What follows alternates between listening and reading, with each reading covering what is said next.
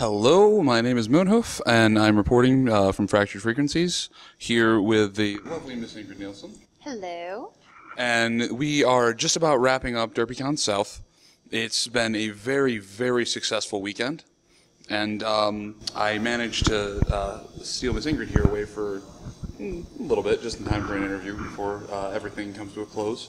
I'm glad it all worked out. It was a lot of running around, wrapping up loose ends, but we're here now. Oh, indeed.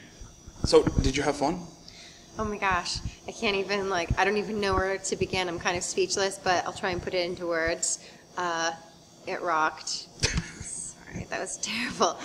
No, it's fine. But really, from start to finish, I was kind of just flabbergasted by the kindness of the fandom, the support of everyone, the enthusiasm, and the diversity of expression. That was really what got to me, was just how everyone finds their own unique niche and way of being a brony. It really is like a just like a little family. Everyone's there for each other. You have a bad day, you can always count on your friends and whatnot. But have you ever been to any of the other cons? This was actually my first con. Really? Yes. So I'm kind of like that bright-eyed, bushy-tailed, this is magic. Friendship truly is magical. And I believe that just upon seeing the connections that happen at these conventions. It's really heartwarming. Mm-hmm. Really. Oh yeah, you make friends that'll last for a very, very long time. Mm. So how did you even find out about the role for Maud? Oh gosh, I think my agent knew that I really wanted this. I'd been really meditating on it and trying to, I don't know. Were you a brony before you got the part? Shh. But yeah, I mean, it was sort of a dream come true, to be honest. And so my agent called me and she was like, I have good news. And from there, it was just a big happy dance. So, yeah. So what else have you done? I mean, you can read my bio in the program. I can't really remember off the top of my head. Everything, but not everything, but when did you first start voice acting? Right. Well, my first gig happened when I went out for my first voice audition, actually. So they say sometimes you get your lucky break. Wow. And that ended up being 4 seasons as Raspberry Tort on Strawberry Shortcake. I unfortunately know what that is. I have nieces. Yeah, I mean it's annoyingly cute, but also it's so lovable in the fact that the characters are so colorful and literally sweet, and they sing songs, and every storyline has a strong moral value or kind of a lesson that they're seeking to get out there. So I appreciate that side of it. And aside from that, an upcoming Barbie movie where I play this badass rocker chick who's not very nice named Sloane. So I'm kind of looking forward to that coming out because I like to explore the other side of nice. that always seems to be the canonical bad guy named Sloane. Sloane, I know, and I'm I have red hair and I'm a rocker, and oh, that's awesome. So it's actually Barbie goes to band camp kind of a thing. No, it's gonna be great. That's awesome. Yeah, I'm really stoked for it, and she's with the punk rocker band camp, not the princess band camp. So I'm how about we stop the sloppy sing along or the sappy sing along and actually get down to business here, people. So you're actually with the good band camp. I mean, I think it's the band camp that Barbie defers to because she's I want to be with you guys. Yeah, so. Rock, yay! Right? I'm interested to see how it turns out. Yeah. Sounds like it'll be fun. I think so. Yeah. So I hate to word it like this, but do they have to dangle a carrot in front of you to get you to come? I know sometimes it's a huge deal for VAs to come out, so. Well, this being my first con, I really just kind of wanted to get my feet wet. If that's the expression, my hooves wet. Terrible puns. The puns are so bad. They are terrible. But, yeah, so I dipped a horseshoe in the water at this one, with it being a smaller con. And, I mean, really, New Orleans, the home of Mardi Gras and Bourbon Street and the French Quarter and beignets. So many lovely, so wonderful many things. that like really there was no carrot needed. Like it was just you had me at hot sauce. Anyone who knows me knows that I carry cayenne pepper in my purse everywhere that I go. So I thought I was the only person who actually walked around with hot sauce. No, it is like currently in my purse. I am obsessed. I had to take it out when I got on the airplane, but I normally have like, Tabasco sauce and just little things like that. You can get little mini ones. They're so cute. They're so cute. It's like exactly. It'd be like for like your little like Barbie doll or something. Not that I do that. Like your little pony doll. Yeah, the ponies and you for a Pinkie Pie party. You gotta put it on cupcakes. Spicy cupcakes. It's actually pretty good. You've had one? I didn't do it with Tabasco sauce. I just didn't have any at the time. But Frank's Red Hot, it gives it like a sweet little afterburn. Ooh, the afterburn. The afterburn is really good. Well, I do like spicy chocolate, and it tends to have a little bit of an afterburn, so I could see myself getting into that. That's good. Yeah. Not like the not ghost pepper one. No, that would be horrible. No, that's just painful.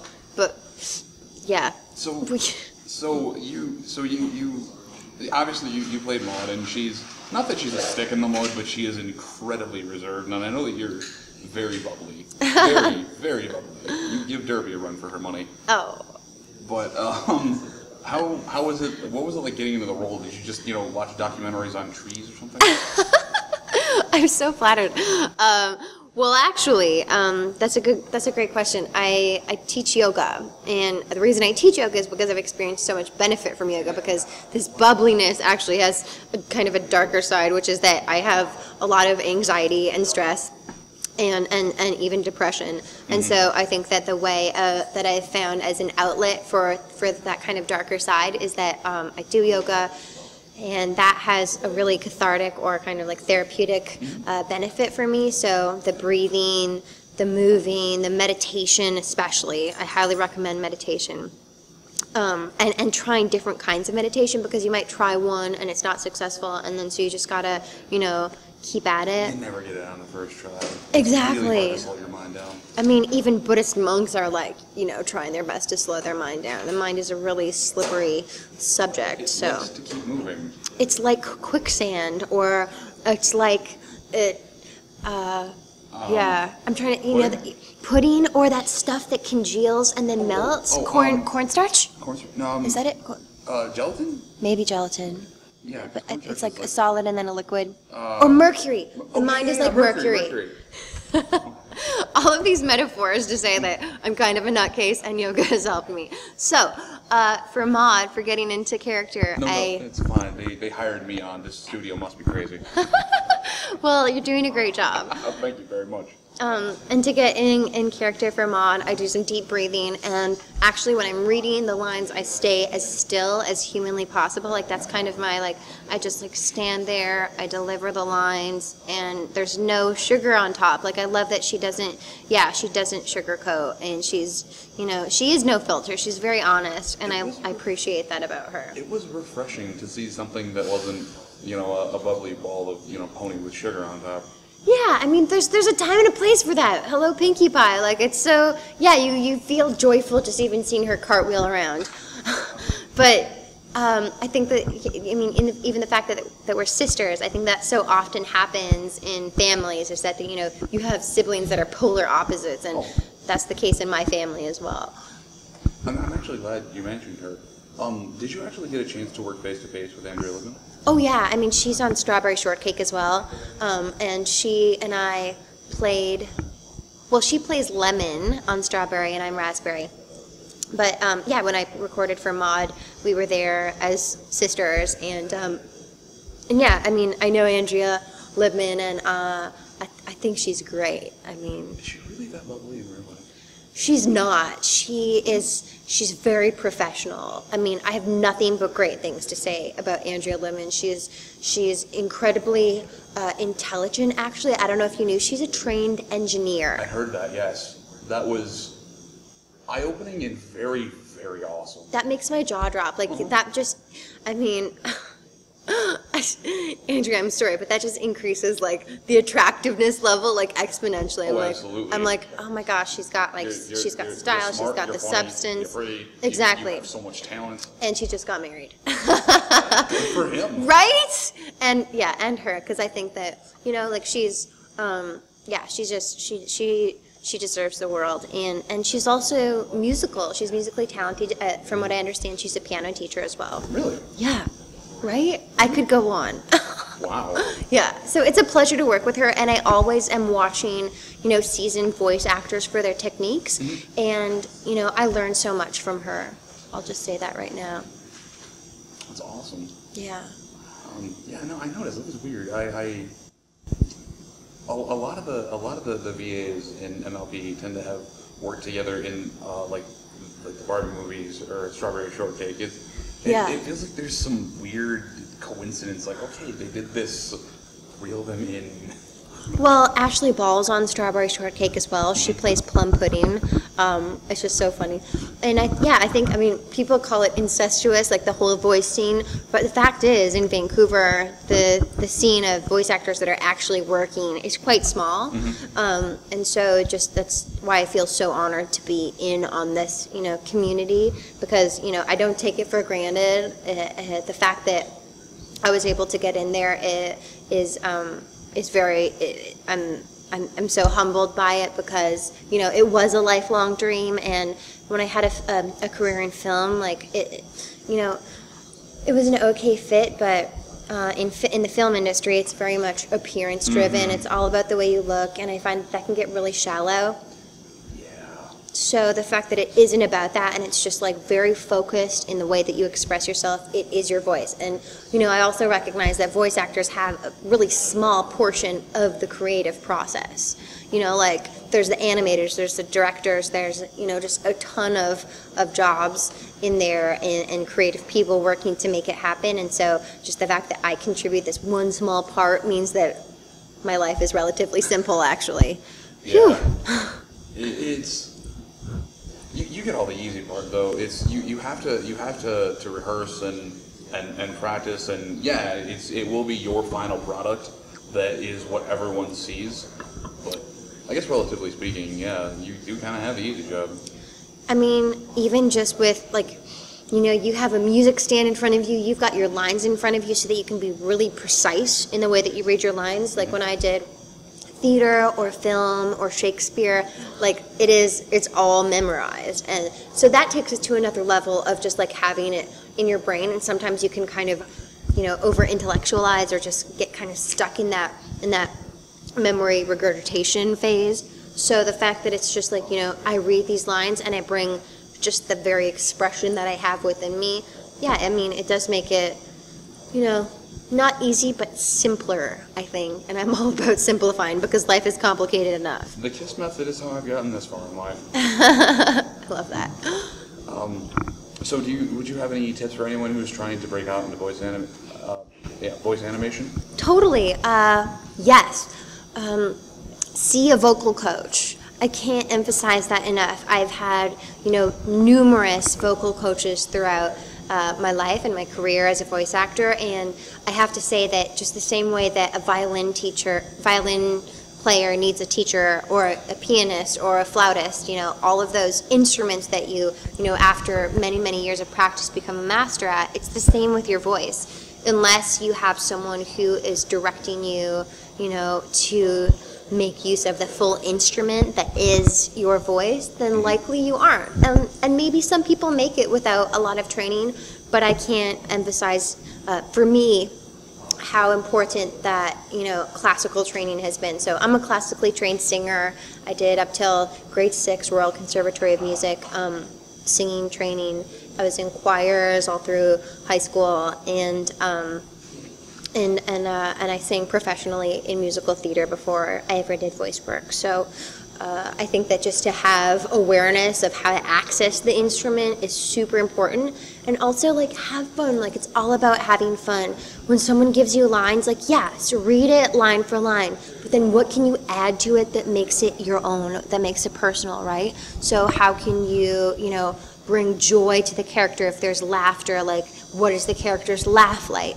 And when you work in voice, you will be doing all of the characters like guttural sounds. So like, you know, if you ever do video games, what it's like to get punched, and then what it's like to have an impact, and like what it's like to get shot by an arrow, like all of those things that you know, you need to know the full range of expression of that character. So have fun with it. Imitate your favorite characters. Like, I could go on, but I think that the biggest thing is to practice. You know, like a violinist doesn't make it to Carnegie Hall. Like, how do you, there's this joke. It's like, I probably spoiled it already, but it's like this guy carrying a music case walks down the streets of New York, and he asks someone, he's like, how do I get to Carnegie Hall? And this person's like, practice. I mean, there's something to be said about, you know, refining your craft. Well, thank you very much. Thank you. All right.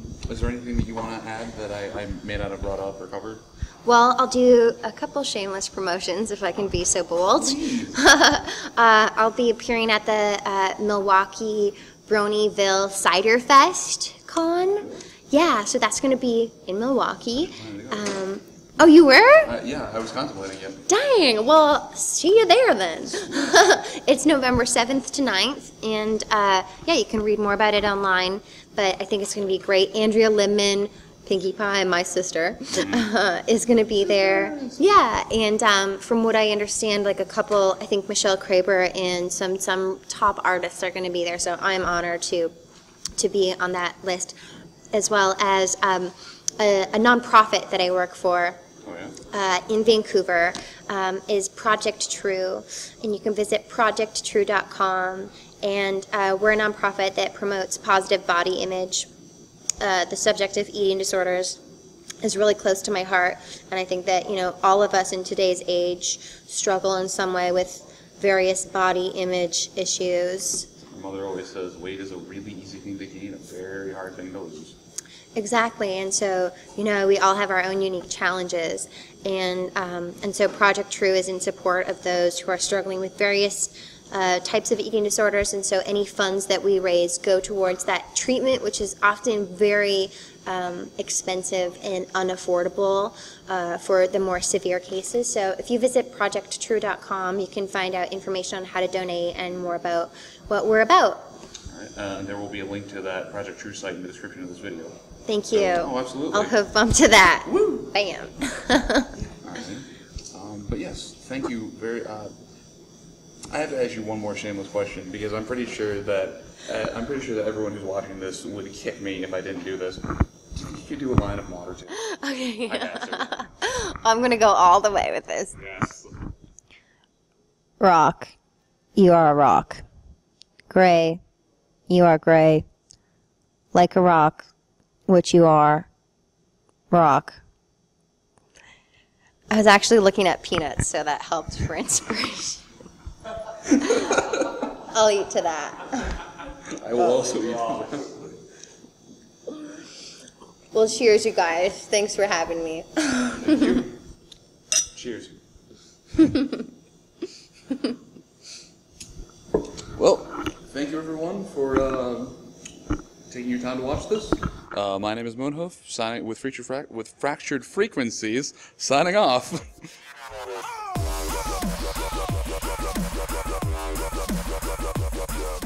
I have no problem with that. Cheers. To a successful Derpycon South. To a fantastic Derpycon South. It was amazing. It was fantastic. I'll drink to that.